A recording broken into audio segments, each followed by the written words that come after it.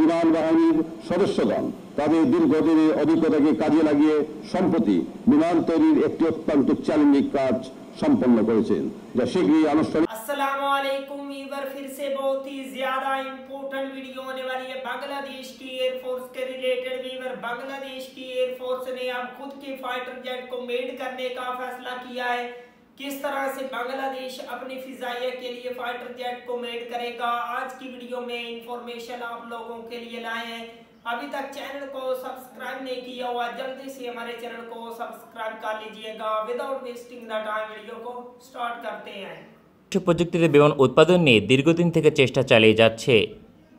তার অর্থ এই নয় অসাধারণ কোনো যুদ্ধ বিমান উৎপাদন করেছে বাংলাদেশ বিমান বাহিনী, কারণ রাতারাতি এই ধরনের প্রকল্প বাস্তবায়ন করা সম্ভব নয়। এজন্য দীর্ঘমেয়াদী অভিজ্ঞতা এবং অর্থনৈতিক সক্ষমতার কোনো বিকল্প নেই। বাংলাদেশ প্রতিরক্ষা দপ্তর যুদ্ধ বিমান উৎপাদন করার জন্য আলাদা কোনো অর্থ বরাদ্দ করেনি।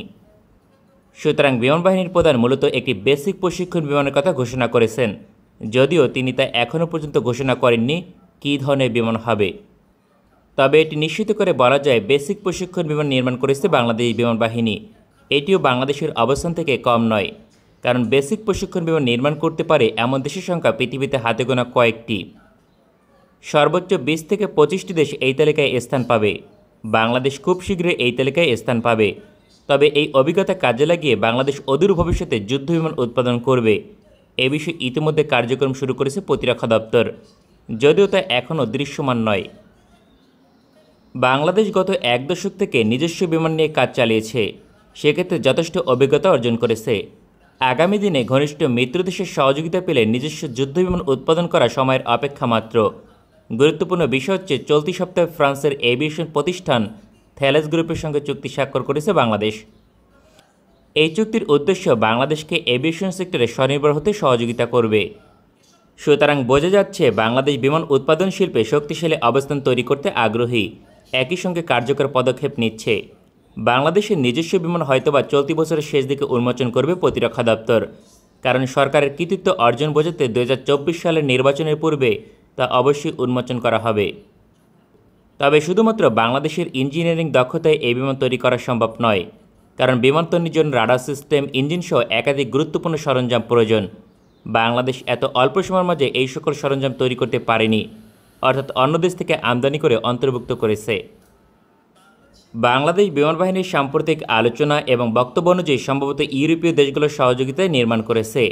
বিশেষ করে ফ্রান্সের মতো দেশ এই তালিকায় সবচেয়ে অগ্রসর, কারণ দেশটির থ্যালেস গ্রুপের সঙ্গে চুক্তি স্বাক্ষর করেছে। তাছাড়া এয়ারবাস এভিয়েশন ইন্ডাস্ট্রির সঙ্গে পূর্বেই চুক্তি স্বাক্ষর করেছিল বাংলাদেশ প্রতিরক্ষা দপ্তর। অন্যদিকে জার্মানির ডর্নিয়ার এবং অস্ট্রিয়ার ডায়মন্ড গ্রুপের সঙ্গে একাধিক প্রকল্প নিয়ে কাজ করেছে বাংলাদেশের এভিয়েশন ইন্ডাস্ট্রি। কেননা ইতিমধ্যে বাংলাদেশ সেনাবাহিনী অস্ট্রিয়ার ডায়মন্ড গ্রুপের তৈরি বেসিক প্রশিক্ষণ বিমান অপারেট করে, পাশাপাশি জার্মানির গ্রুপ এভিয়েশনের তৈরি বেসিক প্রশিক্ষণ বিমান অপারেট করে বাংলাদেশ বিমান বাহিনী। ইতিমধ্যে গ্রুপ এভিয়েশন ইন্ডাস্ট্রির সঙ্গে চুক্তি স্বাক্ষর করেছে বাংলাদেশ প্রতিরক্ষা দপ্তর, যার আওতাধীন বেসিক প্রশিক্ষণ বিমান তৈরির একাধিক ক্ষেত্রে সহযোগিতা করবে এই প্রতিষ্ঠান। তাই মোটামুটি নিশ্চিত করে বলা যায় বাংলাদেশ বিমান বাহিনী বেসিক প্রশিক্ষণ বিমান নির্মাণ করেছে। বাংলাদেশ আগামী দিনে লালমনিরহাট বিমানঘাটকে কেন্দ্র করে এভিয়েশন সেক্টরে আধিপত্য বিস্তার করতে চাইছে। বাংলাদেশকে এক্ষেত্রে সহযোগিতা করবে সৌদি আরব, কারণ দক্ষিণ এশিয়ার ট্রানজিট হিসেবে বাংলাদেশের ভূখণ্ড ব্যবহার করবে, পাশাপাশি মেইনটেনেন্স করার জন্য বাংলাদেশের প্ল্যানগুলো ব্যবহার করবে। এর জন্য বড় ধরনের অর্থনৈতিক বিনিয়োগ করতে আগ্রহী দেশটি। বাংলাদেশ শুধুমাত্র এভিয়েশন সেক্টর দিয়ে একটি শক্তিশালী অর্থনৈতিক দেশে পরিণত হতে পারে, যার উদাহরণ সংযুক্ত আরব আমিরাত এবং সিঙ্গাপুর। পাশাপাশি পাকিস্তানও একটি উদাহরণ হতে পারে। পাকিস্তান কয়েক দশক পূর্বে এভিয়েশন সেক্টরে রাজত্ব করত, তবে তাদের অবস্থান আরব আমিরাত দখল করায় পাকিস্তানের অর্থনীতি ধীরে ধীরে দুর্বল হতে শুরু করে। বাংলাদেশকে সৌদি আরব ট্রানজিট হিসেবে ব্যবহার করলে দেশের জ্বালানি চাহিদা হবে আকাশচুম্বী, যার শতভাগ জ্বালানি বাংলাদেশের মাটিতে রিফাইন করবে সৌদি আরব।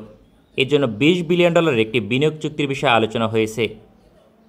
উপরিক্ত এই সকল কারণে বাংলাদেশের অর্থনৈতিক সংকট থাকার পরেও এভিয়েশন সেক্টরে স্বনির্ভর হতে কাজ চালিয়ে যাচ্ছে, যা নিঃসন্দেহে প্রশংসার দাবি রাখে।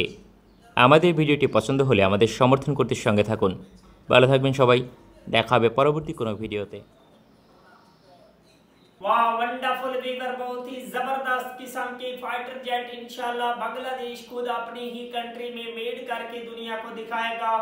भारत को जवाब देने के लिए बांग्लादेश की जो फिजाइया है, बांग्लादेश की एयरफोर्स को स्ट्रॉन्ग करने के लिए डॉक्टर मोहम्मद यूनुस और उसकी जो गवर्नमेंट है, इंशाल्लाह बांग्लादेश के लिए फाइटर जेट को मेड करने में कामयाब हो। हमारी दुआ है। आई होप बांग्लादेश जल्द अज जल्द खुद के फाइटर जेट को मेड करे और डिफरेंट कंट्री से बाय करके अपनी फिजाइया को और भी ज्यादा स्ट्रॉन्ग करे। अगर आप लोगों को मजीद इंफॉर्मेटिव वीडियो देखनी है, जल्दी से हमारे चैनल को सब्सक्राइब कर लीजिएगा। मिलते हैं आपसे नेक्स्ट वीडियो में इंशाल्लाह। तब तक के लिए अल्लाह हाफिज।